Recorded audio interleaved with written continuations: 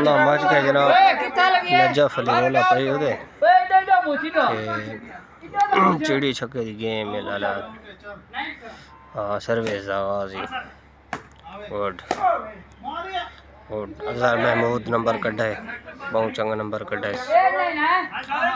8-9 number थी यानी 28 ते 29 नंबर ने नंबर बहुत कड़ा के दिए 5 दी गेम है लाला। इस time Najaf Khan good out ball out 29 आल थी गए ने भाई 29 आल चेंज तो 19 दी चेंज थी सी गुड। हाँ गुड हने खान बाल गई गुड जी में अजहर खान ग्रेट वाह वाह वाह बाल वड्डी लगी नेट बाल काम ने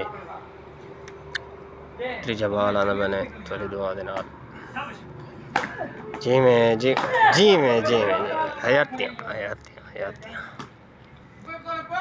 जिमें तो छड़े दे पे मैच चिड़ी छक्का net live performance Khan शाकर 0 village देते हैं गुड बन गए ने गुड बॉल लावाल दी चेंज लावाल सही भी दे देखन गुड बहुत अच्छी गेम थी नेट दे विच बॉल सही बनी बालाज